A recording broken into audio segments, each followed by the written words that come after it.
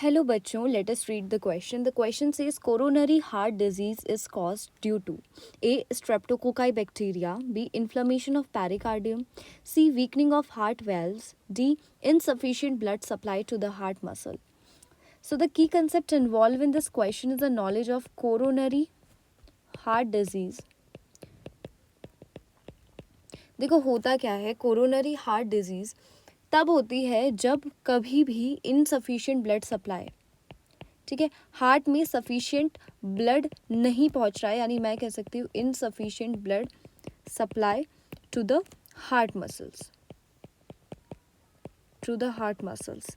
ठीक है, main function है क्या, कोरोनरी आर्टरी का मेन फंक्शन क्या है कि वो क्या कर रही है, ऑक्सीजन और न्यूट्रिएंट सप्लाई कर रही है हार्ट मसल को और वहाँ से CO2 और मेटाबॉलिक वेस्ट को बाहर निकाल रही है। लेकिन होता क्या है, अगर ये कोरोनरी आर्टरी जो है वो नैरो हो जाए या फिर हार्डनिंग हो जाए इसकी, ठीक है, ये हार्डन हो जाए, तो इसकी वजह से क्या होगा, एक्यूमुलेट हो जाएगा, एक्यूमुलेशन ऑफ फैटी डिपॉजिट।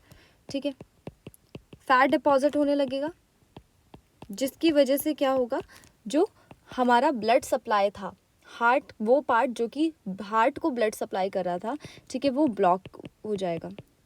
ठीक है, उसका ब्लॉकेज हो जाएगा, जिसकी वजह से, ठीक है, यहाँ एंजाइना पेक्टोरिस की कंडीशन आ सकती है, हार्ट अटैक की कंडीशन आ सकती है, इसके अलावा और रूमेटिक हार्ट डिजीजेस भी हो सकती है। तो पहला ऑप्शन है स्ट्रेप्टोकोकाई बैक्टीरिया। भाई बैक्टीरिया का तो नाम ही नहीं लिया। इन्फ्लामेशन ऑफ पेरिकार्डियम नहीं, inflammation of pericardium is known as pericarditis. Weakening of heart valve, ये अलग मेडिकल कंडीशन होती है। ठीक है, insufficient blood supply to the heart muscle, बिल्कुल सही बात है। So the final answer will be insufficient blood supply to the heart muscle, that is option D. I hope you understood it well. All the best. Thank you.